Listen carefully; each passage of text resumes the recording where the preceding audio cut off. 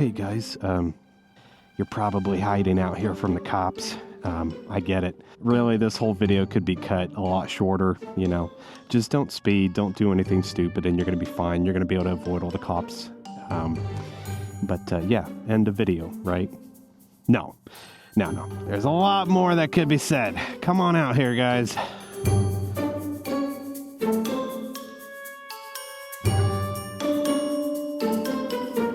Guys, welcome to Rider Infusion. Welcome to a new video. Today's video, we're going to be talking about how to ride to avoid having interactions with police, cops, sheriffs, whoever it is, law enforcement. And this isn't to encourage, bad behavior on a bike. This isn't there to just have you guys do stupid crap on the road, and this is a loophole for how you avoid police. No. You want to ride respectful, you want to ride well, but there's some key things that you could watch for when you ride that can keep you from getting pulled over. So let's hop on the bike, put you guys right here, and let's get to talking. Number one, first thing, you have to be good at recognizing what vehicles police officers do and or can drive. If you're paying attention to it, you'll start recognizing that, okay, cops typically drive that car, this car, and then, eventually you get to know what you can see. So that's kind of the first thing, try to see if you can memorize, if you can learn what kind of vehicles cops drive and get good at recognizing them on the streets. If you're in downtown Seattle, the chances of you getting pulled over for speed is very, very, very unlikely. And the reason for that is he can't notice everybody that drives by, right? So if you're just driving obnoxiously fast and doing something really too outrageous, then, you're going to stand out like a sore thumb from the crowd of vehicles on the roadway. And then, he'll notice you and he'll probably go after you and pull you over. So I think that's a mistake a lot of people make, is that they do stupid stuff on the roadway while they're the only ones on the roadway. That really is the worst time to be doing it, because it's just you. It's just you on a platter right in front of a cop that is potentially sitting somewhere on the side of the road with his radar, or just watching traffic. And if you're riding a wheelie, if you're speeding, if you're, doing something else, then it's going to grab his attention and he's going to go after you. Now, another time of the day that I think is worst for speeding or doing anything outrageous would be when it's dark out. So, when it's bright out, like right now, it's daytime. I can see far ahead. I can identify vehicles. I can see who's patrolling, who's not, who's standing on the side of the road, who's not. It's easy to see that. But when it's dark, you don't always see that. They could sometimes have their lights off. They could just be standing there on a median, on a little side street, whatever it is, and it's easier to not notice them.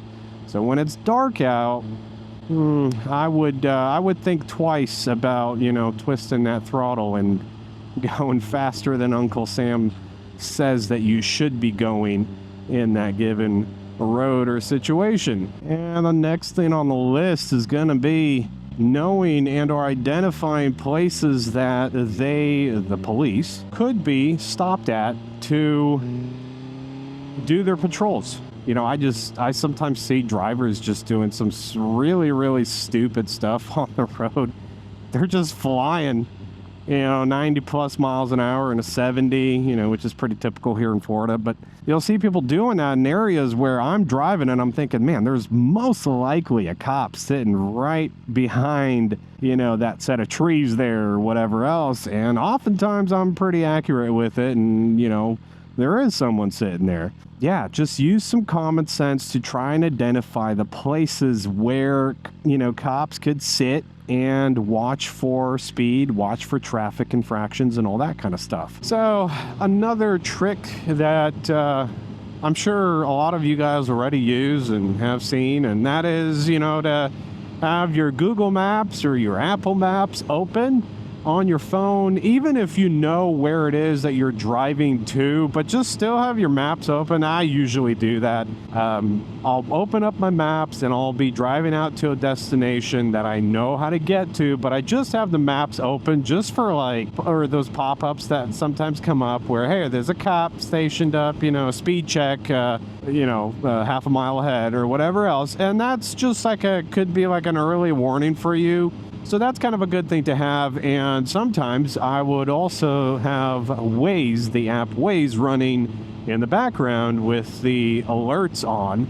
And I've got speaker in my helmet, so as I'm riding, I get notifications or I can hear a buzz or a sound telling me that there is something up ahead. Now, it could be, debris, road debris, it could be a stalled vehicle, could be police, but still kind of puts me on edge. And, if I am going slightly above the speed limit, then I can kind of, manage that appropriately. This is a perfect place for a cop to just, kind of pull in a little bit on that shoulder and just sit there and wait for people to zoom on by. So if you see an area like this where there's no houses, good wide shoulder, know that there could be someone sitting somewhere and monitoring your speed. All right, now something else I want to add into the list of things that you should watch for when you're riding to not get pulled over would be, if you want to speed, which I don't advise you to. I got to keep saying that. But if you want to speed, you can't speed past a certain point that would really raise alarms on police patrolling the speed. And this is dependent on the area that you're in. So do this to your own discretion. But here in Florida, if the speed limit is 70 on the highway, I can set my cruise control at 83 and just go right next to Florida Highway Patrol, and I will not get pulled over. Don't ask me how I know. I'm not sure how I know. But yeah, so so when it comes down to freeways, that's just how it is. And Florida Highway Patrol, if you're on the freeway, speed limit 70, oftentimes they won't even go after you until you're going 85, 86 plus, then they'll go after you. So, if you're continually just driving, 90 miles an hour and you're just zooming by everybody, well, the risk just goes up, because they're going to be looking for exactly that type of driver. But if you're kind of floating around in that, 78 to 83, 84 mile an hour range, 86 even, and then you see someone just gently roll off your throttle, drop it back down to 83, 82, the chances of you getting pulled over in those type of situations dramatically decrease. You kind of have to adjust your speed to where you can speed, but you're not speeding to a point where you're just like this big red flag, out in the middle of the roadway where every cop that's out there is just boom, their eyes go right to you. You always have to be aware of every vehicle that is around you. So, if I'm just riding right now and then all of a sudden I just go up my throttle, if I do go up my throttle and I do increase my speed past the speed limit, then I better know 100% every single vehicle that is around me, and that there isn't a undercover cop, unmarked vehicle, that there isn't a cop around me. What I don't understand is how people do that sometimes without even checking their mirrors, with what's going on around them. They don't even know for sure, but they just go for it.